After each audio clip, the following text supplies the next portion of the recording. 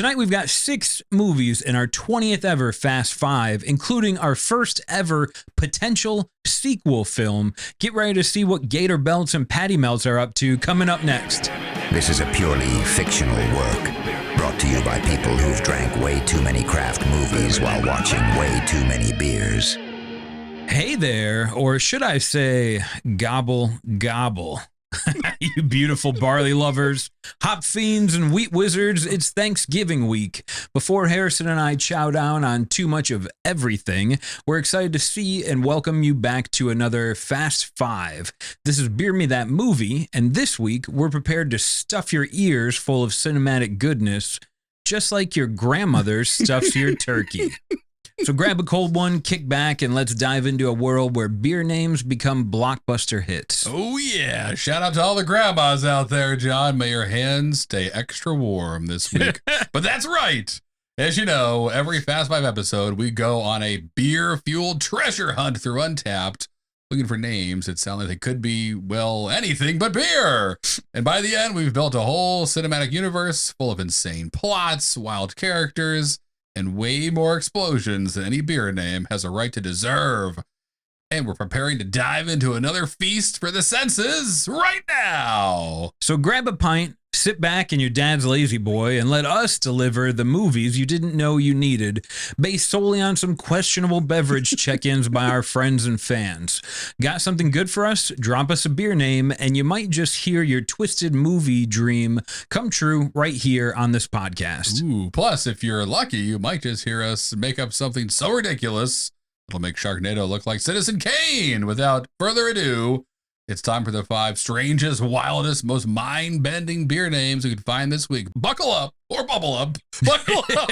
This is the Fast 5. And remember, we're not here to sell you anything. No corporate sponsorships, no product placements, just pure, unfiltered, beer-fueled movie madness. It's the perfect way to wash down your turkey and stuffing. Speaking of washing things down, let's recap last week's blockbuster hit, Born Yesterday. Inspired by the Lagunitas Fresh Hop Pale Ale, it was a real crowd pleaser, I think, just like that sweet potato casserole I'm going to eat entirely too much of all weekend long.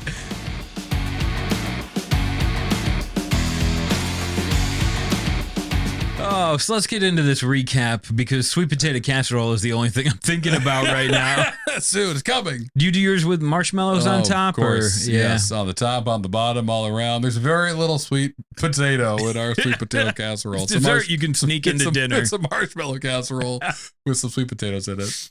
So much like the dichotomy that is sweet potato casserole for dinner, Born Yesterday was another. I want to think we did a better job than anyone ever has introducing an Act 1 twist. Yeah. I feel like that would have played out really well in the movie, but man, how vain are we to try and tell a tale of good versus evil through a Midwestern hospital? Harrison, what were we did it. We did it though, John. What were your key takeaways on Born Yesterday? Yeah, a lot. It's funny. It was cool. I think we kind of had the revelation as we were doing it, thinking about it in the Fast 5, that like, sure, there are plenty of movies about the devil, possession, yada yada.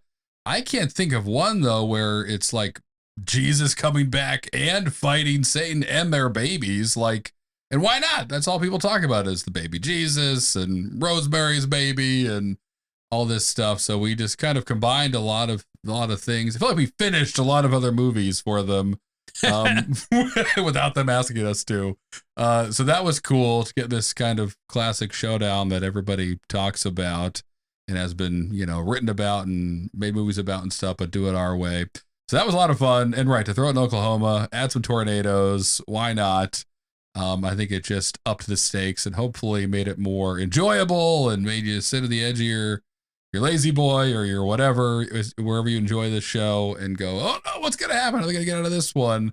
Is he going to bless some old sprinkler water? That's maybe the coolest part about it, thanks to you, John. In the third act, we had a twist in the first act, and then John had the genius foresight to be like, oh, it's sexy nun time. She's coming back.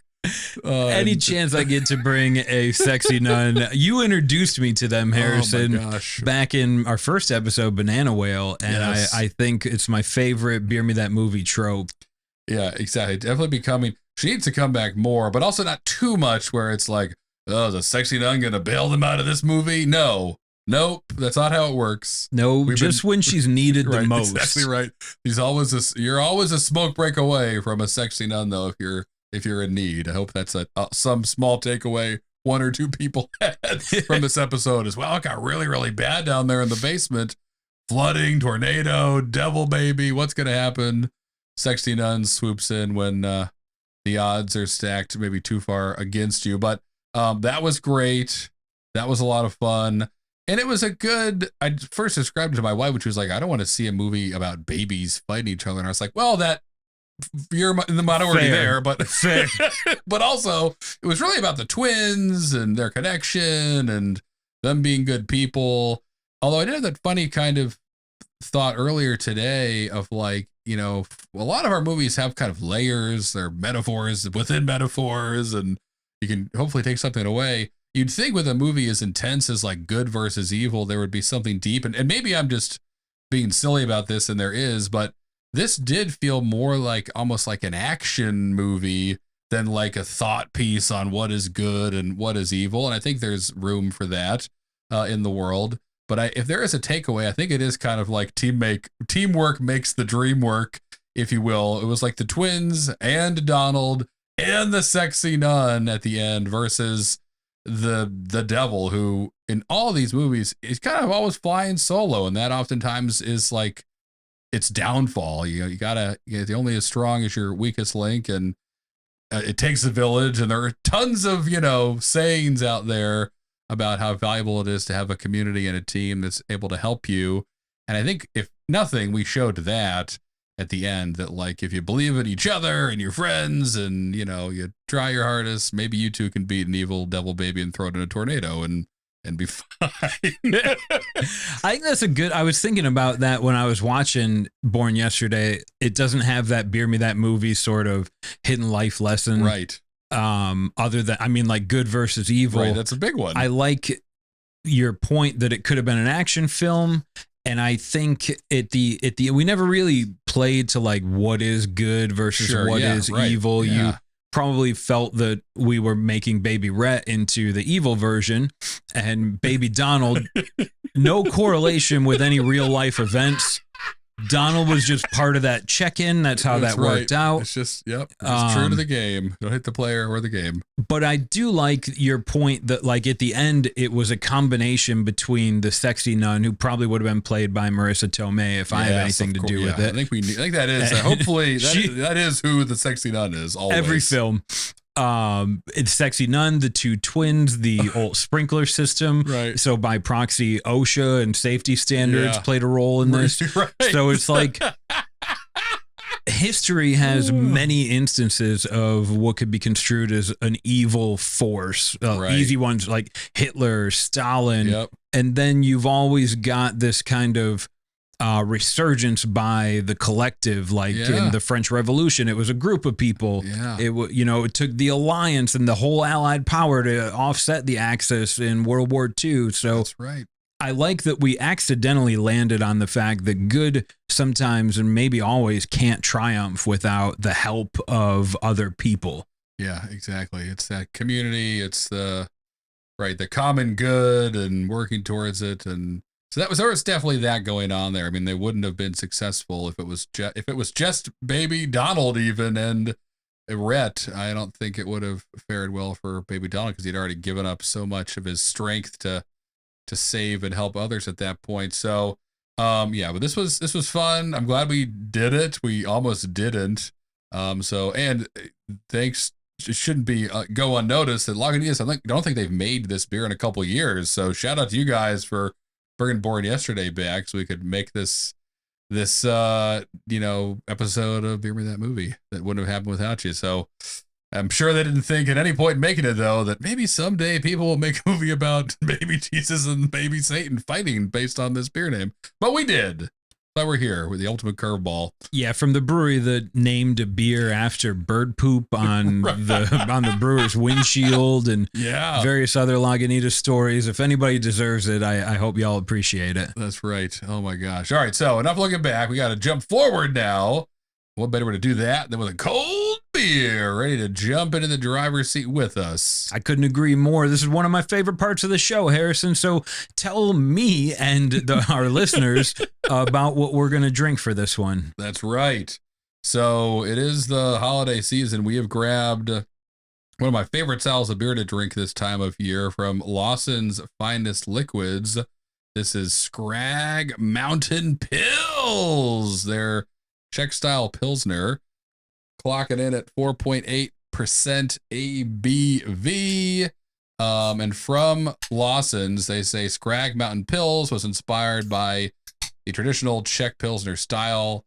Our house lager is a tribute to the source of Waitsfield town water and the aquifer deep beneath Scrag Mountain. So this Scrag Mountain water is what all of Lawson's or most of their beers are actually made out of. So cool. We get to enjoy this. And every year I grab like a 12-pack of Pilsner Urquell around this time. Nice. And I'll enjoy that until it's gone. I think it's just a great, if you're eating a lot of food, but you want to have a beer that's maybe a little more flavorful than a light lager, but not going to take you down. Like a Czech style Pilsner is great. It kind of cuts through spicy things, heavy dishes with the hops in here and the bitterness. So we'll also, again, being 4.8%, so you can enjoy a bunch of them in a bunch of football games. So we're going to jump in. Ooh, John's face is getting I jumped excited. Early. It smells like going bowling as a kid. Right. Precisely. I mean, it's remarkable. It takes me right back to like asking every uncle in the bowling alley, like, how can I make a curve like that? Right. Smells beautiful. Smells like a beer. It does. And tastes like one too. I think you nailed it, Harrison. Yes. You gave me a little bit of a description on this Czech style Pilsner. Yep. Can you expand and tell me why like Czech or Czechoslovakia, like why they can lay claim or have their own style of Pilsner? I know Germany does it and America makes a lot of them. What's so important about the Czechs?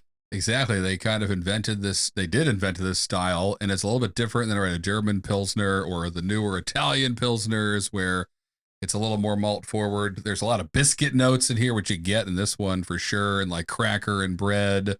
It can be lower in carbonation, which is nice. So again, all those bubbles aren't making you feel over full this time of year. And then really for me, I love a lot of them feature Saz hops, which is a noble hop from the Czech region, and they're very earthy and kind of spicy, which is different than like, again, a German Pilsner or a Pilsner like Miller Lite, where it's, going to have maybe more grassy than a different kind of earthiness. This one's kind of spicy, which is fun. So yeah, it's just a different take on a beer I really like, a style I really like, and very unique. I can smell a Czech style Pilsner from a mile away. And this one is and bowling alleys. And bowling alley from a mile away as well. I'm always chasing one or the other. So this one's great. Lawson's awesome, and they're known for their IPAs. So Sip of Sunshine was a big whale for a while. Yep, very famous for those. So we thought we'd put it on its head and drink a lager from them, and this one is so far delicious. So, but as always, not going to be the beer that inspires us to make movies. It's going to fuel us to make these movies. Liquid fuel, motivation. Beer I makes don't know. strong. Right. Before we jump into the Fast Five, though, we got a quick word about how you guys can get involved in the show more. Yeah, Harrison is a big part of that. So Harrison's running all of our social media. Any comments, posts, he's on there asking for them and replying to them. Our meme game, I think, has stepped up a lot. I've learned what memes are. Me too. Harrison's done an exceptional job making them relevant to this podcast. So look, if you want to be part of this, we're not only looking forward, we're kind of asking you to be part of it. Submit your favorite beer names or movie ideas to us on any social media you can think of. We're Beer Me That Movie. We've got a website, beermethatmovie.com, and you can even go there and leave us a voicemail and be featured on the show like we've done in the past. Yeah. Love to hear from you guys. And we did again this week. So we got some beers submitted through Instagram and have one of them queued up to be the first beer of Fast Five number 20 from constant sidekick to the show, Greg Davis. Big fan. Big fan, Greg. Big fan, Greg. Happy you're here again and gonna kick us off with a beer from Brewhouse Brewing. I think I'm saying that right. Probably not, but whatever. A beer called Hail, which is I think a New England style IPA. And I think they make it every year. It's a little different every year. And Greg was enjoying, but look at us, check-ins, Greg, a few of these. Yeah. So good for you. It looks amazing. And it's a fun name, Hail. We could go a bunch of different ways with Hail. Hail, exclamation point. That's not written, but it's Hail. I guess I should just say it like it's written. Yeah. It's not Hail. Hail, like the bad sort of rain. Right. Exactly. That's which I guess it could be. Certainly. Yeah. I mean, we could kind of hit this right on the nose and make it be a movie about like progressively larger and larger hail that crushes a small town. But is that a movie? How do you win against large hail? I think underground. You got to go underground. Underground. You got to it's all ice up there. You got to ignite the sun to make it hotter, to melt all the hail. I don't know how you go underground to launch yourself into space. No, I don't. Well, that could be a movie. The other kind of half thought I had was like, could this be maybe a funny movie about like some Hail Mary and like the local turkey bowl game in some town that like causes a stir, someone gets hurt, something happens in the last Hail Mary play of the turkey game, and that sets off a series of events that ends up somewhere only we could end up. A demon, a dragon, a monster, something. A giant turkey gets all the dead turkey carcasses from the town come back alive for some reason. I don't know, but John, you said, John, well, you've got us. Nothing new, but I really enjoyed your take on like Hail from Hail Mary. Yeah. And just a couple of weeks ago in the Cowboys-Eagles game, they were making a big deal about how the kicker from the Cowboys, if I remember right, was like, he was like selling bricks in Texas a year ago. And now he's a kicker. Right. Like Jerry Rice used to catch bricks from his dad, who was a bricklayer. There's a big thing about bricks and getting in the NFL. Jeez. But if you can survive, the idea, or even that movie, what was it, Invincible or Unbelievable, or something about the walk-on NFL player. Yes. So I love the take that this could be some sort of like Thanksgiving neighborhood football rivalry. A big Hail Mary pass turns into this life-changing event for someone. Yeah. A girl wearing a merkin for a beard. Right, exactly. Yep. Oh boy. Yep, exactly. We're asking any questions. You don't need to tell us if you have one. None of our business. So yeah, and again, what is it? I don't know. Again, as many of these Fast Fives, we kind of start with a lump of clay and then mold it into just a different size lump of clay, and then penis-shaped lump of clay, like a bigger and longer, right, lump of clay. It's maybe going nowhere, but that's the fun of this. Yeah, sure, exactly. I mean, no, that's probably too on the nose. But yeah, something happens at the end of this game. The Hail Mary, did they catch it? Did they not? Maybe that's like how the movie starts, with this Hail Mary play and two people diving up to grab it on opposing teams. And then it like cuts to darkness and it says like, 2 weeks earlier or something. So it all leads up to the game. Well, that's a fun take. Still have no idea the power of the Hail Mary and what it's going to cause, but the real, I think Hail might be a more Beer Me That Movie idea if it was actual ice chunks from the sky. Right, it definitely would be. The Beer Me That Movie take on this may be something to the effect of, I'm going to throw a Hail Mary. We need this one to win. Like your high school sweetheart is on the other team and she brought her fancy boyfriend from LA and he doesn't know anything. Okay. Maybe he's an agent for an NFL player and he sees something, or maybe the ball is so far overthrown that it lands in the woods, and when they go to recover it, there's like a lost spaceship or something like that. Yep. And then we don't see Hale come up again until the end of the movie when he needs to like throw the spaceship deactivator. Right, exactly. I like that whatever the movie is, the Hail Mary in the football game will come back to and someone else needs to throw a Hail Mary later. Maybe they drop it in the football game, but they catch it, and when it is the spaceship deactivator device or whatever it is, and save this small town. The other similar-ish thought I had, which we could do this, is like maybe it's again, stop me if you've heard this one before, a small town somewhere. But it's the annual or the whatever it is. It's the race for mayor, and it's like a tie that's never happened in the 150 years of this town. And in the bylaws, written in during a lame duck session 1 year as a drunken joke, is a law that says if there's ever a tie, a flag football game has to happen, and whoever wins the football game, that guy becomes mayor. And so then it's a small movie about the town and the people and why they're rooting for this guy versus this guy and who he picks for his team. And, again, I don't know who catches it, who doesn't. If they decide to become twin mayors and everybody wins, that sounds lame.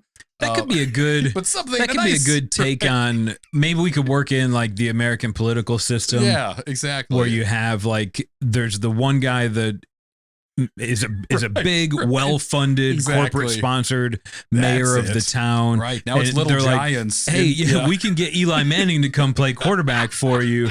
And the other guy who's like from the town and just wants to make the town better, he can't get the right people. Yep. He's got like, you have to play with your members of like your committee that you're going to bring. Yep. So the other guy's got like a disabled woman. Retired teacher. He's like, well, how fast can you go on an out route? Right. I know we can't really rely on you to do any cutbacks, but maybe there's a way we can utilize this. Right. And at the end, it turns into, this beautiful Hail Mary pass where maybe we even work in like one of the Patrick Surtain, who came out of retired, like Troy Polamalu, who's playing defense for and he's like, I love this hometown, and he doesn't swat the ball away, and you get this beautiful catch in the end zone by the wheelchair woman. Yep.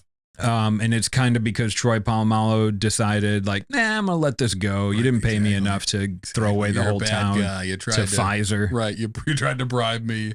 You told me you were going to sell this town down the river and build a chemical factory over the school. Yep. No, I'm going to let this ball get caught. So, right. Something like that. Again, another good versus evil, but kind of in the small town setting. And I'm all on a day before Thanksgiving turkey bowl game.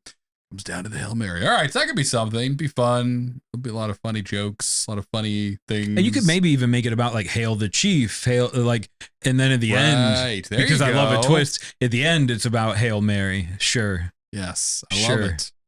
All right, Greg, you gave us another gem, got the juices flowing, got the brains working as well as they can.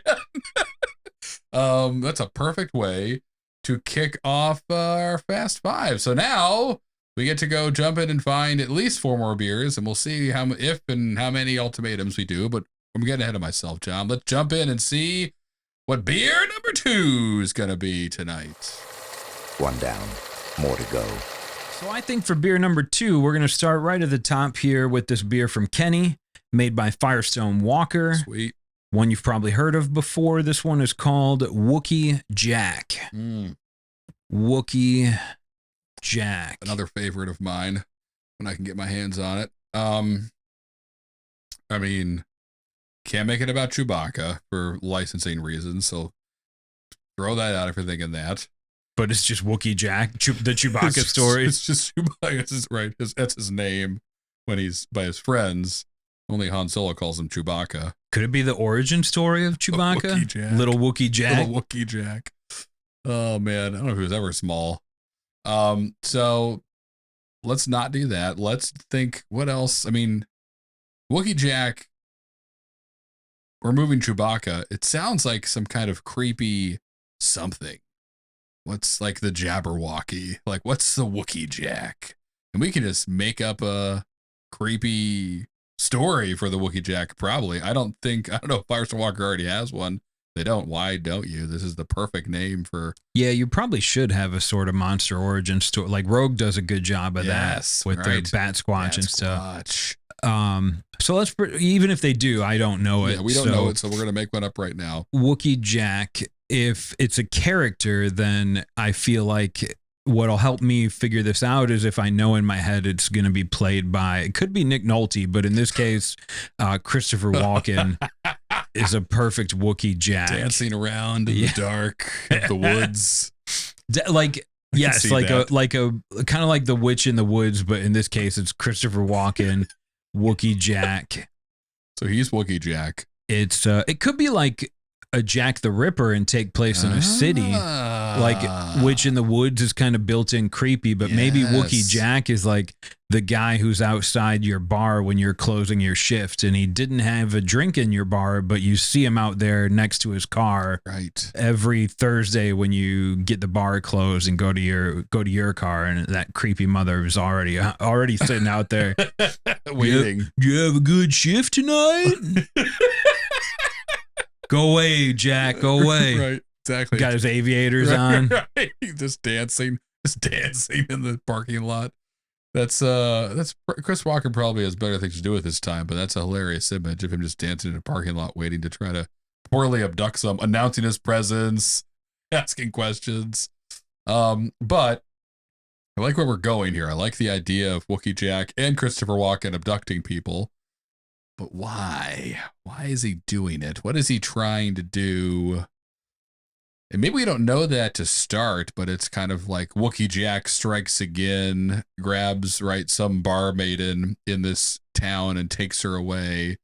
And it's up to this band of misfits to hunt down Wookey Jack. I mean, it could be that simple to start. We can fill in all the fun layers to it, obviously, if we turn to a feature. I just want Christopher Walken to be dancing like a spindly spider person in front of anyone who tries to fight him. He just kind of dance fights away from them. Can't be caught because he's so slippery and good at dancing. That Fatboy Slim video just lives in my head rent free. He looks like untouchable in that, like he's defying physics. So that guy, right? Because it's easy to do a scary person or a scary creature that's like big, gnarly teeth, or they've got a knife and a creepy hood. What about a smiling, dancing, limber Christopher Walken that can't be touched? Like the water. Exactly, where you can't catch him. He's like it's mist. It's like the ultimate terrifying adversary is Wookey Jack. He's not invisible, but he might as well be because he's untouchable. And that's creepy. He uses his dance magic just to evade. Kind of puts you in a trance with it. And maybe that's his ultimate downfalls. We have like what's that movie? It's Billy Elliot. What's the one about the kid that can dance? We have some, I don't remember what it's called. We have some, that's his kryptonite is of these band of misfits. One of them is an amateur dancer. He can kind of match Christopher Walken's failed out of dance Juilliard. School, sure. And is down on his luck, but the for being barmaid too art interpretive. Right, exactly right. Yeah, your movements don't make any sense. It's almost like you don't want anyone to see you. Maybe I don't. I like that we got a great counterpart to Walken's Wookey Jack dance. Exactly. So down in his luck, during this bar, the barmaiden smiles at him once, and he's a dumb 20-year-old and thinks she must be in love with me. She gets kidnapped, and so he kind of inserts himself into this wild hunt for Wookey Jack. And it's a dance-off showdown at the end with him and Christopher Walken both doing their best Fatboy Slim dance impression, and somehow they win. That's a thing. That's a movie. We've done a kind of musical before. I think I have an idea for why Walken is doing what he's doing too. Okay. Should we share it now, or should we keep it in our back pocket in case? I'll share it now. Okay. He's trying to build the ultimate dance troupe because he also failed out of Juilliard and many now it's kind of turned into Save the Last Dance, but that was like, now he's old and you see him as this creepy dude, but his dream is to get 4 dudes and effectively build a dance boy band. So he's having a hard time. He's going after barmaids because they work in the crowd. They have the appeal that would make his dance troupe look better. He knows he's gotten a little old, but he still wears total Adidas tracksuit everywhere he goes. Absolutely. So that gives him, maybe it'll change if it turns into a feature, but that helps me understand, okay, he's got a motive and maybe he's not even a bad guy at the end. Maybe he's like Vince Vaughn in volleyball, and he just wants to. He's like, look, I can be your coach, okay? I can show you how to. Right, exactly. I'm sorry. If you can dodge a wrench, no. Don't do that. I'm sorry. I kept kidnapping people to get your attention. I'm bad at communicating. So I did a grand show of. If you can dance out of that cage, you'll be in my troop. Right. Traps them in or at a dance hall with just mirrors on each wall, and they've got to moonwalk their way out. They can't. They're stuck there. I like this. It's weird. It's creepy. It's everything we need to make a Beer Me That movie. Wookey Jack. Wookey Jack. The creepy, spindly dance man haunting every bar in the world. Be careful. He may dance up on you. So a cautionary tale, but also maybe a fun dance movie. And maybe NSYNC makes an appearance. Who knows? We got to call some people, see who's into this. For sure, one of NSYNC or the Backstreet Boys is going to have to make an appearance. Yeah, whoever needs that, they got that second mortgage I got to take care of. We got you, Wookey Jack. All right, so that's Wookey Jack. We're 2 in, and usually number 3 is when it gets weird. Let's see what's coming up. That's 2. You guys are thirsty. Number 3, we'll see where this one goes, but thank you, Jason M., for giving us Fathead Brewery's Head Hunter. A classic from Fathead. Appears to be all the rage. Glad to see it still being enjoyed. Headhunter brings to mind, I think, in probably numerical order, tribal people that take your heads off. Yep.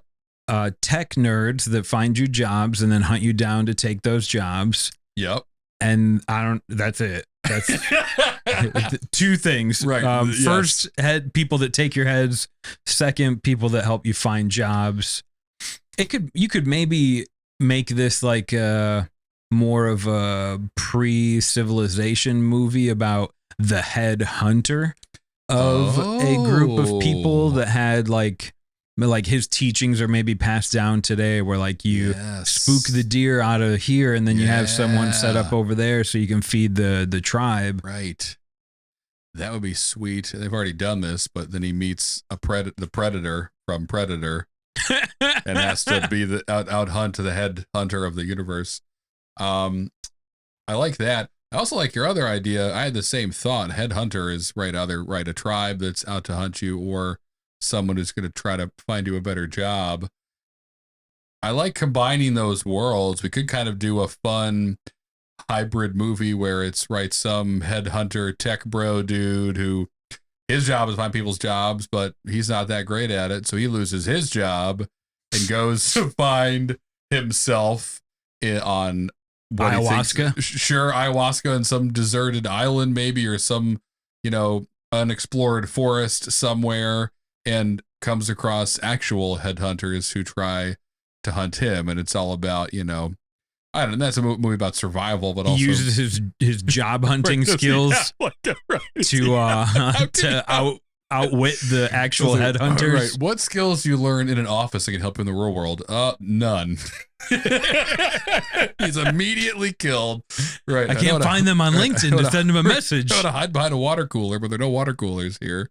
But I like that idea. We can probably brainstorm on it a little bit and think about, okay, how can somebody who's used to living a fast-paced, kind of unbalanced city life survive when he's being hunted by people that hunt all the time and are great at it. He finds maybe he runs into other people that went through this, oh yeah, I actually tried to get a job from you and you told me that I wasn't qualified. There we go. I came out here to do ayahuasca. Now I've been lost for 6 months. That. So now he's got someone who's got a grudge against him. He's got to rely on. I remember your resume. You said you were an Eagle Scout. Right. That's his skill set. Perfect. That could be it. That could be good. I like that. So he kind of bands together with some other people who maybe have every right to hate him to help save him.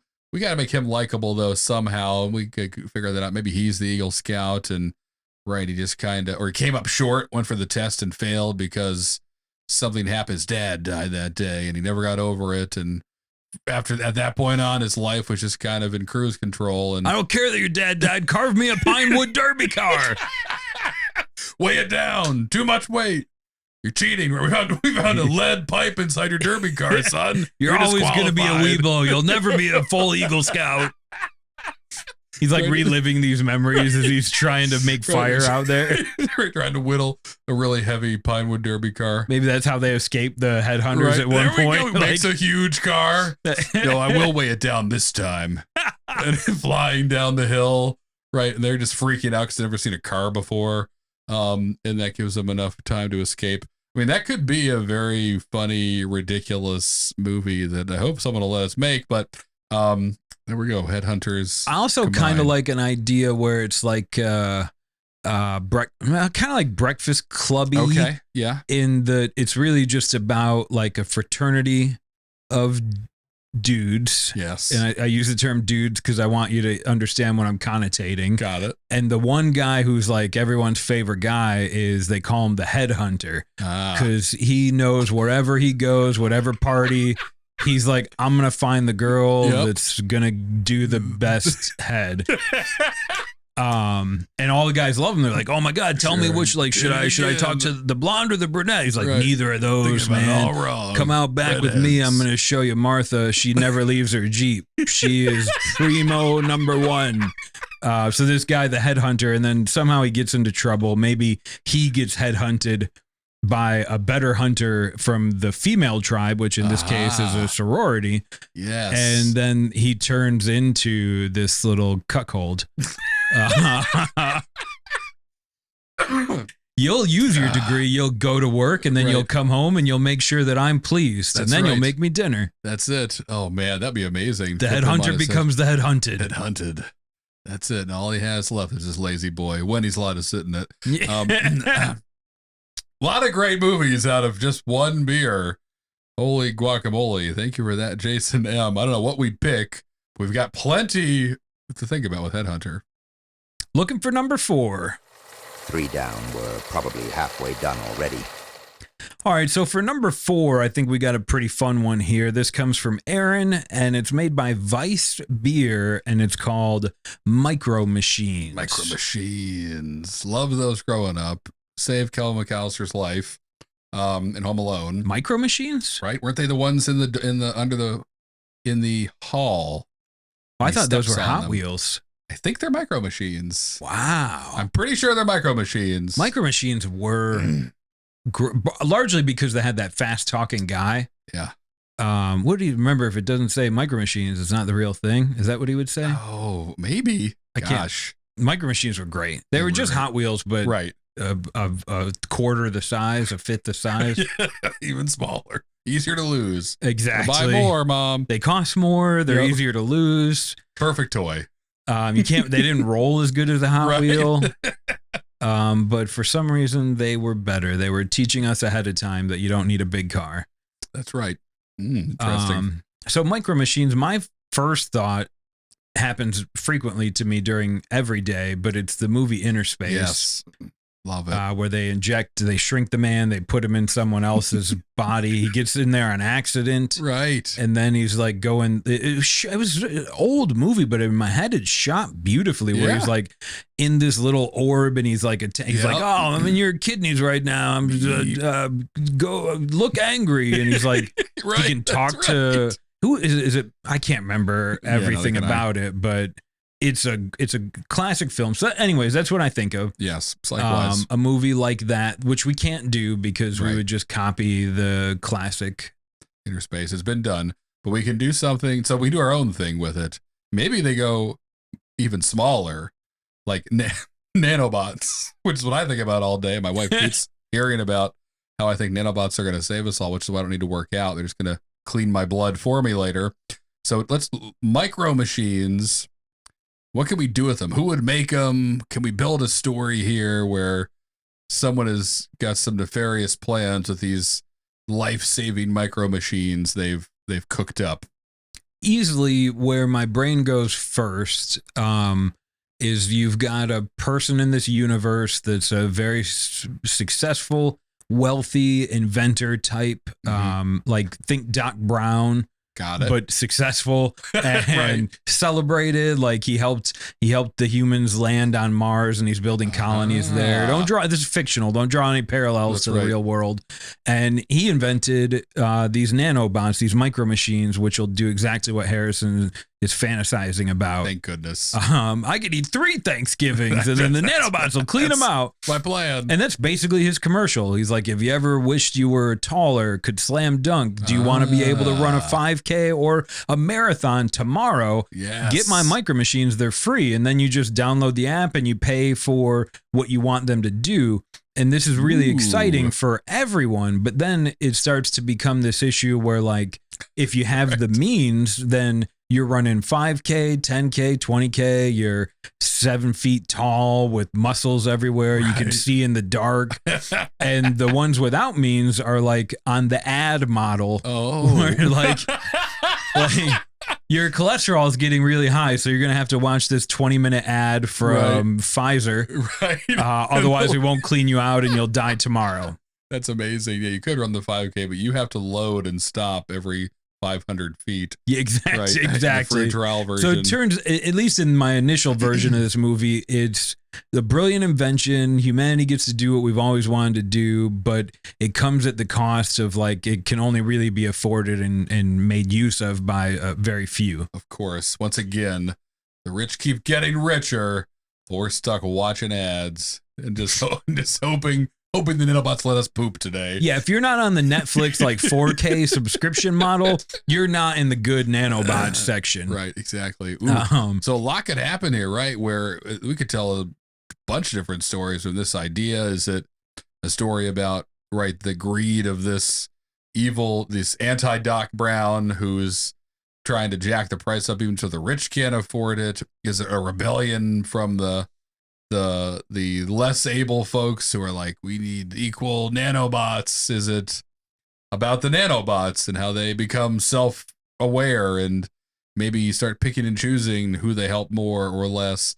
I don't know, but like all of them are interesting and all of them revolve around these little micro machines and our relationship with them. But also at the end of the day, as all stories, it kind of becomes about the relationship between people.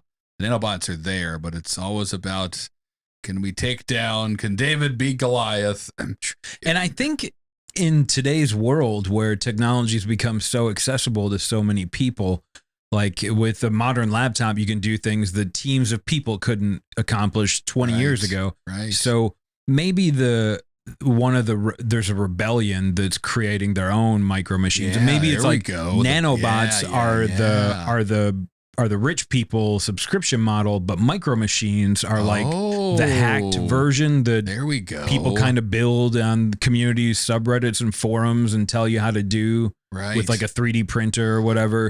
And maybe it could be like a Minority Report type movie where it's in the future and these group of cops or whatever are hunting down the people trying to make the micro machines, thinking they're doing good work, only to learn that, like, one of the cops who's haunted by the death of, it can't be daughter and wife because that's Minority Report, brother and his dog. Okay, his pet cat. No one cares about that. Dog will do dog. And learns the truth about how this evil corporation is keeping the man down, and the micro machines will set you free, and we can bring your dog back in your mind with micro machines, and is maybe pulled into that world. We tried putting micro machines in your dead dog. We got to catch him a little earlier. We did a little bit late. He got ran over. It was real gross. So sorry about that. Thought we were helping. Ended up just digging up your dog's grave and making him zombie walk himself to death again. But something could happen where, in this world, the truth is revealed by these micro machine makers. I like that. That's an interesting take on the future too. I think it's coming, whether it's stem cells or nanobots or what it is. There's going to be some I have it, you don't. Just like cold plunge therapy and saunas now. I wish I could. Yeah. I think I wish I could afford to. I don't want a cold plunge in a hot room. Sauna, sure, but cold plunge, no thanks. Oh my gosh! You can go ahead and tell me all the great stuff you feel from yours.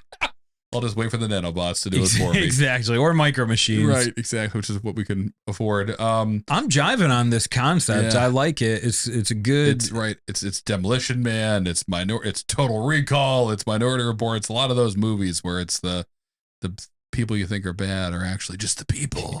I made my micro machines at home. They cured my diabetes, but I can only see in the dark. Right. So please turn that light up because I have a migraine now. I really need to figure out how they work with an Android. Can we please stop doing iOS micro machines? In order to charge them, I have to constantly poop for 90 minutes while I'm watching ads. I love the idea. Thanks for the check-in, Aaron. We're looking for beer number 5. Wow. We're already at 4 movie ideas from beer names. For our 5th Fast 5, this one comes from Trash, the Untapped user with a lot of fame and friends. This one is from Maine Beer Company, and it's a perfect Thanksgiving week beer called Second Dinner. Second Dinner. Guilty of a few of those in my day. Most nights have a second dinner. Second dinner is the best dessert. dinner. It definitely is. Oh, yeah. It's, yes, because you're not starving. First dinner is feed me before I pass out and crack my head on the table. Second dinner is going back for my favorites. Right. And I can actually enjoy myself. So, all right, but that's not a fun movie. Just me happily Do you heat up eating your meat and second cheese. dinner, or do you Depends eat it right what out of the is. fridge? Okay. If it's the same as, I'm not a big heat up guy. Same. Never for pizza. I feel like it's illegal. Pizza has one time to be hot. After that, it's just cold pizza, and that's great. Anything else you do to it is just going to make it worse. Yeah, you're messing up something. You're not helping anyone. Just eat it. Take the cards you're dealt. If you get it hot, great. If not, also still pizza. So for this one, I have a couple immediate thoughts about dinners and different kinds of dinners and different kinds of creatures and different kinds of dinners. But what do you got, John? Do you have anything to start us off? Well, thinking of second dinner is fun because I'm hungry a lot. And I'd like to make it a movie about food, maybe a chef competition. But because of the time of the year that we're in right now, I think of like Thanksgiving, second dinner. Oh, yeah. What's a way to wrap this up in an easy trailer? I'm going to my in-laws for the first time, and they're like a little bit upper class. So they have like a big formal house and a formal Thanksgiving dinner. I'm bringing a suit that I'm supposed to eat.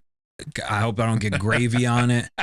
You will. So it's about this regular dude. I think of myself going for this fancy dinner, and then the idea of second dinner comes up, and it's different. I'm like, oh yeah, I always go to the fridge. No, it's not like that here. Right. What is it like? I don't know, but I like this. That's my candy bar wrapper for the second dinner. Do you got any filling, any nougat? Oh yeah, I've got some nougat. I'm all nougat all the way down.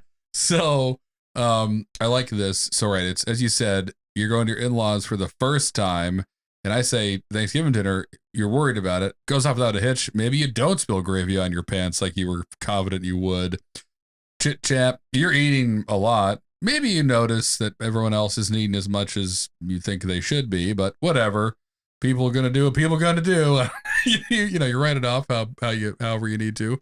Hanging out, watching football, everything's going really well. Everyone's very happy you're there. Everyone's coming up, giving you a hug, maybe elongated handshakes. Everyone seems to be. One of the women grabbed your arm and felt up your leg too, which you didn't want to bring up. But Lemon's a little bit handsy with you. Aunt Cheryl almost gave me a hand job. The wine's flowing, a lot of Beaujolais out. And anyway, it's a good night. And right, you're thinking it's winding down, and then the announcement comes of, second dinner, and maybe your wife grabs you and it's like, let's go to bed. Like this, it's been a long day. I'm tired, yada, yada. But you're like, no, I'm having a blast. I could definitely go for a turkey sandwich right now. Trying to get 3 in before the weekend ends anyway. Let's get it started. And that's when you the back and forth with the wife. No, let's get out of here. No, I'll be fine. You go to sleep. Okay.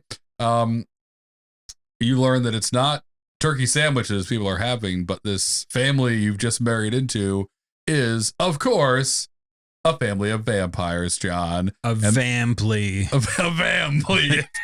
Welcome to the I'm sorry I said that. I wish I could take it out. That's not going on the poster. No, it's happening. A stuffing good time. There could be all kinds of puns. The cranberry sauce isn't the only red thing.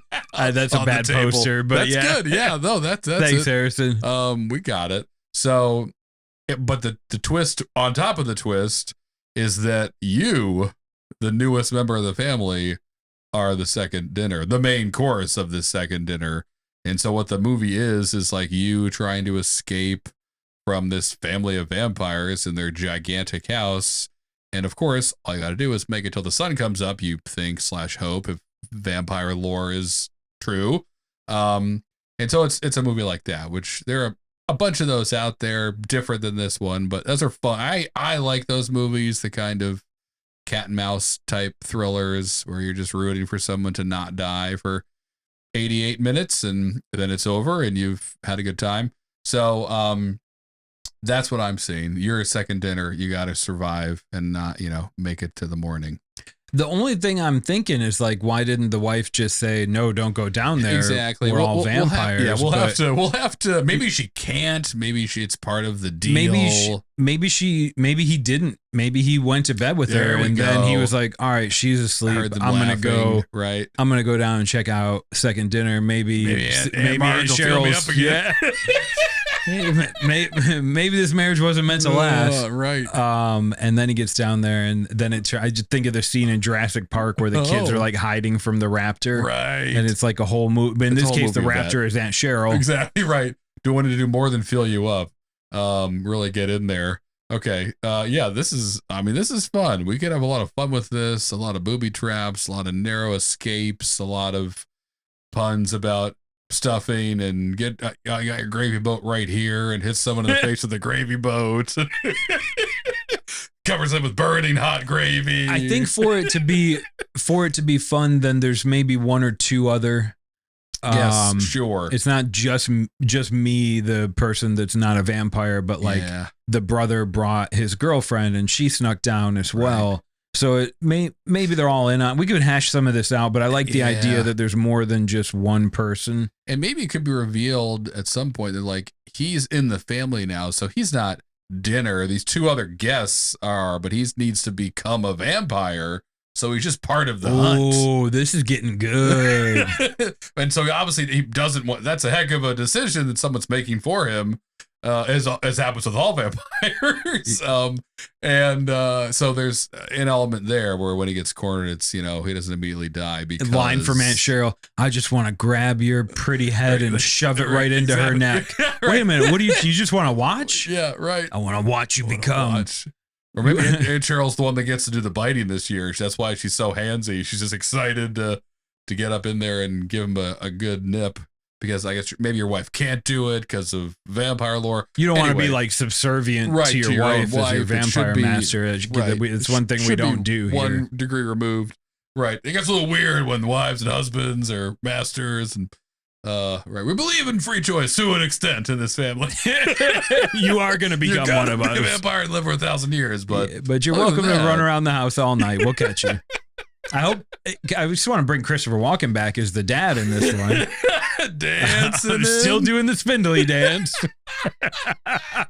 That'd be great. Right. He's Wookey Jack ended up being a nice guy, but maybe if he wasn't, this could be a heck of an origin story for him. The neighborhood Wookey Jack is a vampire. All right. This is good. Things are going well. That's a rounded out 5th beer choice. I think we've got enough to pick a favorite. I know you want to throw an ultimatum in. Let's do at least one because they're fun. And again, in the past, they've created some great Bear Me That movies. So I feel like we always got to let the universe get one more roll of the dice for us. All right. We're looking for tonight's ultimatum. And that's 5 of 5 beers. But we'll throw in a bonus idea because Harrison does his best work on a deadline. So for tonight's ultimatum, we've got a beer checked in by our friend Brad, made by Ornery Beer Company called Swamp Donkey. Swamp Donkey. It's just fun. Yes, and if you Google this, the internet will have a couple different definitions for you. Google it carefully. I know it as a slang for an alligator, but apparently Urban Dictionary has a whole other story to tell when it comes to a swamp. Urban Dictionary has some clever meanings for a lot of seemingly innate things. Yeah, exactly. gosh. pencil sharpener. Yeah. Not what you might Right. first think. Bent shovel. Any two words together input into Urban Dictionary might make you throw up. Headphone stand. But Yeah, also that's when you laugh. bend her over. Right. Give her the woodpecker. The old beehive. Won't see it coming. Anyway, but Swamp Donkey. Let's focus on that tonight. I mean, right away, John, this just kind of tickles me in a way a movie not too long ago did that we made. I agree that if there's ever been a convenient part 2, Swamp Donkey is a potentially great follow-up for Gator Belts and Patty Melts. I love it. I'd love to revisit that world. And it could be just as simple as like, this is the name of like their super group. If we're going to do Gator Belts and Patty Melts 2, Swamp Donkey, then that movie could be, if we're going bigger, they meet up with some other like-minded swamp music folks and form the super group Swamp Donkey. Love it. Bent on world domination. And it's a story of kind of getting too big for your own good, maybe. Knocked down back to reality after flying too close to the sun. Or they could just take over the world as Swamp Donkey and it becomes the biggest band of all time and nothing bad happens. But that's not an exciting movie. But I would love to see Gator and Patty right back again, rising up out of the swamp into stardom with Swamp Donkey. I'd love to hear Harrison's Bayou accent again. Gator. And there'd be a way to work in some fun, like, oh, his name is Lawnmower because his daddy got killed by a lawnmower, as is tradition. That's right. That's old Motorhead. And I think I like your take on it, where like, okay, they're doing their worldwide tour, they're in Japan. Patty, I think, would be the one that wants this fame. Okay, she was a little bit more, I don't want to say intelligent, but we'll say worldly. She was. And the fame's kind of gotten to her, and now she's got a couple other band members, and Gator's like, man, Patty, remember, goddamn, I can't remember how Gator sounds. Pretty close, all those things. Man, Patty, I remember when it was just me and you out in the bayou singing on generator power. That's what old Gator wants. And Patty's like, yeah, but we're huge now, and they end up having this little tiff, which is common, I think, of any band involving 2 people or more. Yeah. So then it turns into Gator and Patty are almost being drawn in separate ways, and maybe Gator leaves and goes back to the swamp. And Patty's running this super group, and they didn't really break up, but she Jenny's him from Forrest Gump. Gator's just home cleaning motorboats and taking care of the kids, and Patty's off, I don't know, sleeping with guys in fields somewhere, whatever. Learning lots about drugs. That's right. A lot of firsthand knowledge. It could be, we could have fun with that, take time with Swamp Donkey, really build out the next chapter of Gator and Patty if we wanted to, and see what happens to that story. I guess we thought they'd be together forever. Maybe not so. Will Swamp Donkey drown them both, or will they bob to the top? Is Gator and Patty's love strong enough to overcome a swamp donkey? Which, according to Urban Dictionary, is a particularly unhygiene person that will do any sort of sex for drugs. Oh, man. So there's a great double meaning there. Great double meaning. Maybe Perfect. Gator gets a couple swamp donkeys thrown at him. He's a handsome man with a voice of gold. He's got 3 businesses. But he knows to say no, and maybe Patty doesn't. That's right. Seduced by the swamp donkey queen. Yeah,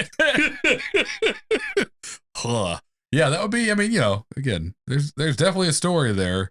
We just see how far we want to take it. But oh my goodness, be fun to revisit Gator and Patty and see where chapter 2 is for them. I like Swamp Donkey. That's got some potential. Jump in and send us back to a world we haven't done a sequel yet. I imagine it is just a matter of time before something so perfect comes along, and maybe tonight's that night where we just can't ignore whatever Ice Melter 2 would be, or Gator Belts, Patty Melts 2, or Killer Bees 2. Anyway, we're always on the lookout. And if you have a beer you think would be a great sequel to another movie, please send us that. We'll see what happens next. But I'll tell you what's happening next. That's right. We've got a job to do. We've got a decision to make, John. Oh boy. It's the hardest one of this podcast. Happens on Fast Five. So That's right. We've got 6 to choose from. One submitted from Greg. Thank you, Greg, for giving us Hail. Yes, Greg. Which was eventually about like a mayoral race and a Hail Mary to save the town, sort of. Yep. We got Wookey Jack, which Harrison... Spindly Chris walking, dancing in the woods, grabbing your kids or people, whatever. We had Headhunter, which was not about a man who's really good at finding head. It was about a man who's not good at finding people a job getting hunted by headhunters. Right. It has to be good at surviving. Of course, Micro Machines. Ooh, the future I want, but do I? Second Dinner. Seemingly regular Thanksgiving dinner that turns into a vampiric save your life sort of movie. Yeah. And the last one, Swamp Donkey. Swamp Donkey, yeah. Harrison, I'll let you pick what we're doing. Great. Thanks, John. Thanks so much for that. I would say I've got, I mean, I like all these ideas, but I've got 2 favorites. Oh, okay. Let's do that. That's easy. Okay, Give me your 2 and we'll just pick one. None of these really felt like they wouldn't be a fun movie to make, which sometimes that helps me when we do one. I'm like, I don't know if I could turn that into a whole podcast episode, but tonight the ones that stand out to me are Micro Machines and Second Dinner. Ooh, good. Those are probably, I liked Headhunter as well, but I think Second Dinner was absolutely in my top 2 or 3. So, okay.